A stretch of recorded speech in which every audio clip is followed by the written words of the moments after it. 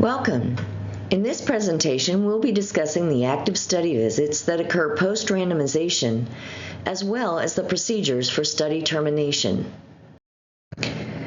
There are two types of study visits following randomization. Weekly visits, which include administering medication, assessing safety issues, assessing substance-related issues, downloading Fitbit data, and performing urine drug screens, and extended visits, which incorporate all weekly visits procedures and include a number of additional research assessments. Weekly visits, as you might guess, occur on a weekly basis, with visits ideally occurring at the beginning of the study week.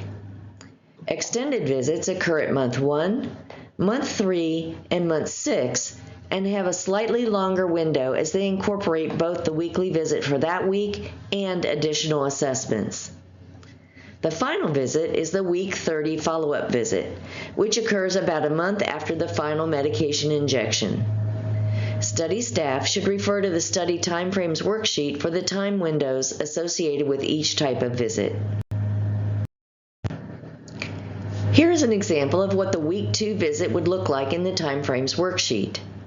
Week 2 is the first weekly research visit following randomization. As you can see, the visit window opens on Wednesday, August 21st, and we want to schedule that first day if possible to keep within the medication administration windows. Staff should attempt to schedule this visit before or after the participant's clinic visit, or maybe both before and after if necessary. As often as possible, study visits should coincide with clinic visits for the participant's convenience. Remember that for participants receiving extended-release buprenorphine injections, study staff must follow up on discrepancies between self-report and urine drug screen results and document medical record verification on the TAP using the phrase "medical record confirms that Bup XR injection was received on certain date." Also, the dose increase form is completed at each study visit for participants still receiving study medications. As you may recall, potential dose escalations are built into the study timeline. However, there may be reasons why the standard timeline does not apply. For example, let's look at study weeks 5 through 8. In these 4 weeks, the participant should have received weekly doses of 5 milligrams, with the potential for increase at week 9. But what if the participant missed a visit and injection at week 6?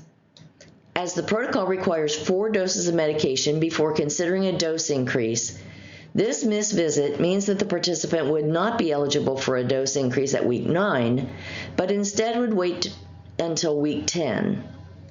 To assist the study staff in focusing on the timing of potential dose escalations, the dose increase form is completed at each study visit for participants still receiving study medications. This form documents whether the participant received a dose increase at this visit, and if not, why not. Most weeks, the DIF will reflect no dose increase due to the participant not having the required number of injections at the current dose.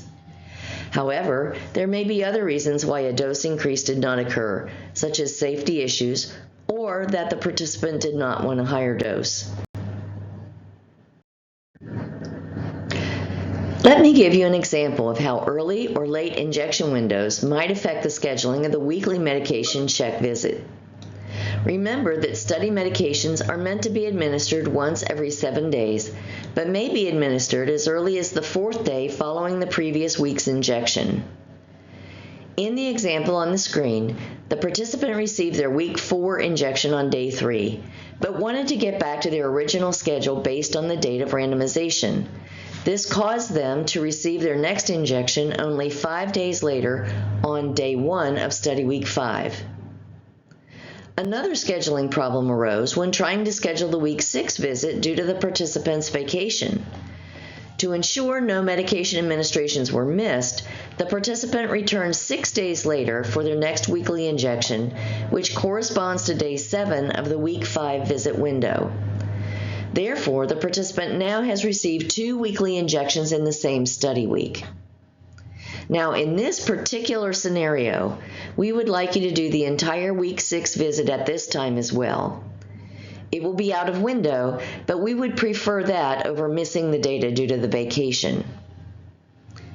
In our example, the participant was unable to return from vacation until the second day of week 7, so they missed an injection which should have occurred on the last day of week 6. Fortunately, another injection may be received within 4 days of a missed injection, so they were able to get an injection on day 2 of week 7. Although the first day of week 8 is less than a week since the last injection, it is greater than the required 3-day waiting period, so this participant may receive an injection on day 1 of week 8, which will put them back in sync with the target of receiving injections on the first day of the study. In the event that 2 injections occur in one study week, staff will launch the Additional Study Medication Injection Form, or SM2, and a second injection site reaction form to document that second injection. They will also complete a second dose increase form. However, they will not duplicate any other study assessments or tasks, and they will not receive additional payment for that injection as it is not a full study visit. However, if the second injection is an early out-of-window injection because the participant anticipates being unable to come the next week, like in our earlier example, then you would complete the next week's visit early and payment would be given for that early out-of-visit window. In the event that injection windows create a situation in which no injections occur in a study week, and the second injection was not part of an early out-of-window visit, staff will perform all other study visit tasks at the next week's visit as usual, including completing that week's study medication injection form, indicating that no injection is expected due to injection windows, and then having the unblinded medical clinician perform an injection site reaction if there was a prior injection that has not already been examined. There are a number of assessments that need to be consulted whenever a dose increase is being considered. Fortunately, the DSC has programmed a report into eClinical that provides much of the information needed. This report is the dose escalation report, which provides the participant's most recent weight and percentage of weight loss since baseline, whether or not the participant has experienced symptomatic hypoglycemia during the study, the current scores for the gastrointestinal symptom rating scale, the participant's craving based on the Modified Promise-Based Opioid Use Monitor, or POM, and the participant's current urine drug screen results for illicit opioids and stimulants. The GSR and POM are not administered at every visit, yet are required for determining whether or not to increase the participant's dose. Therefore, if the visit at which a dose increase is being considered does not have a scheduled EPRO administration of the GSR and POM, study staff will provide a paper copy of those instruments to the participants and then transcribe them into eClinical as a supplemental form prior to running the dose escalation report. Provide the dose escalation report and the source documents for all AEs or SAEs to the BMC physician for review. The first extended visit occurs between study week 3 and study week 5 with a target of week 4. All of the usual weekly visit tasks and medication administration apply, in addition to the tasks indicated here on the screen. However, in eClinical, the weekly tasks will go under the week with which they are associated, while the additional tasks have a separate visit numbered 04A. Notice that vital signs for visit 04A do not include weight. Weight will be captured as part of the weekly portion of that visit. The month 3 extended visit may occur at weeks 11, 12, or 13 with a target of week 12. Again, all of the usual weekly visit tasks and medication administration apply, in addition to the tasks indicated here on the screen. However, the weekly tasks will go under the week with which they are associated in eClinical, while the additional tasks have a separate visit numbered 012A. Notice that the month 3 visit adds a blood draw for A1C. The month 6 extended visit is essentially identical to the month 3 visit in content and scheduling. The month 6 visit may occur in weeks 24, 25, or 26, with week 25 as the target. In the event that a participant discontinues their buprenorphine treatment altogether, study staff will document that on the buprenorphine discontinuation form at the time of discovery. If the participant returns to buprenorphine treatment following discontinuation, study staff will return to this form and update when that reinitiation occurred. If the participant does not return to treatment by the week 30 visit, staff will return to the form at that time and complete question 3 to indicate that no reinitiation occurred. The final study visit is a follow-up visit which is scheduled following a brief washout period. This visit will occur at week 30, which takes into account tirzepatide's long half-life.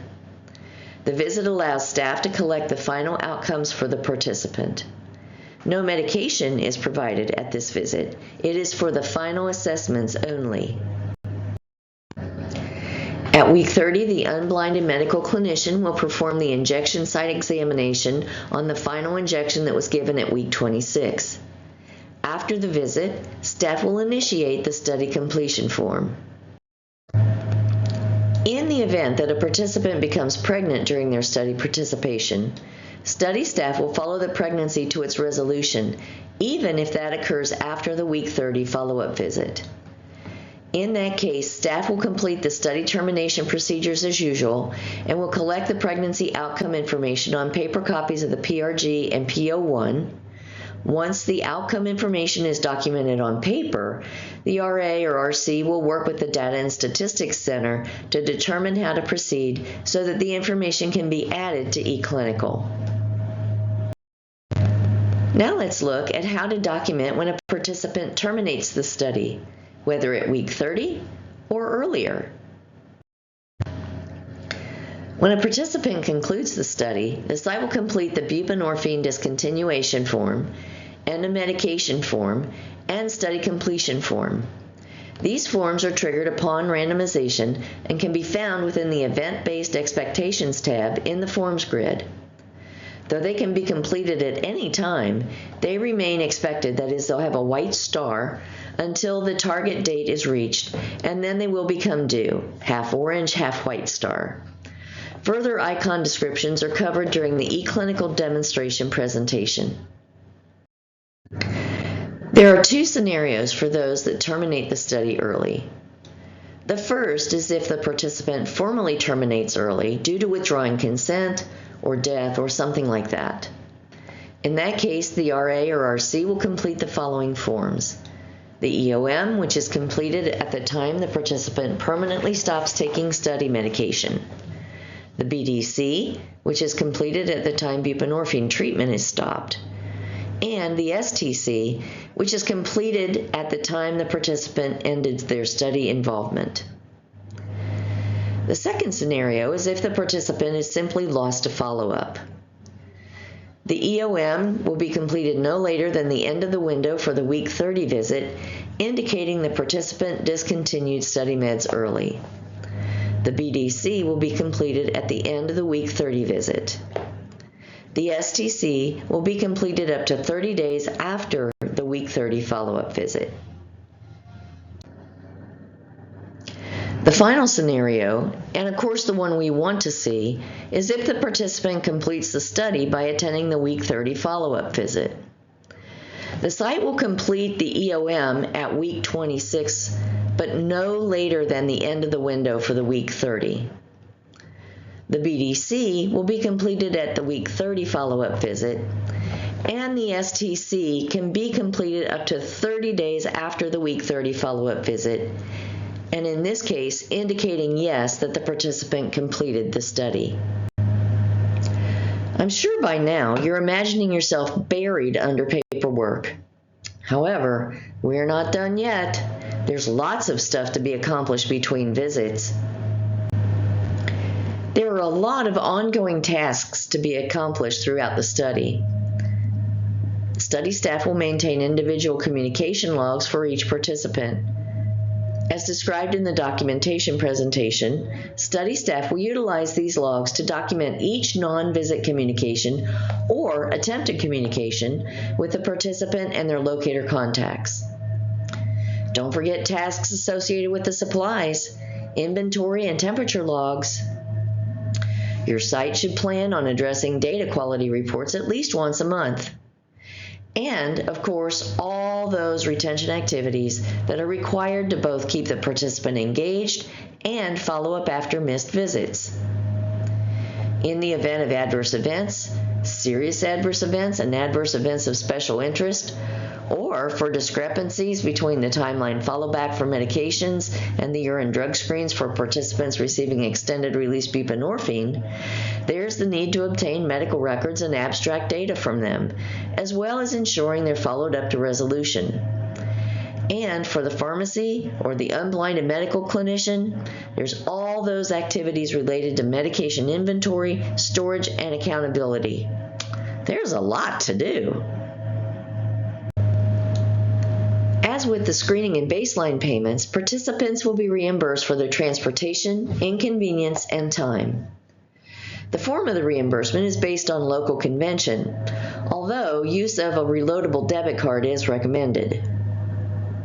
Weekly visit reimbursements are $35 unless they are part of an extended visit. Extended visits, which occur at months 1, 3, and 6, reimburse $60 for both the weekly visit tasks and the additional tasks for those extended visits. In order to assist with retention, these 3 important visits also come with an escalating bonus, depending upon which visit it is. $25 at month 1, $50 at month 3, and $75 at month 6. Weekly visits and the extended visits are all associated with an additional $10 if the participant brings their Fitbit to the visit for data download. The week 30 follow-up visit reimbursement is $60, but no Fitbit payment is associated with that visit. The IRB-approved receipt log must be utilized to document the participant's receipt of payment for study visit completion. Thanks for joining me on this presentation. If you have any questions, please reach out to the lead team.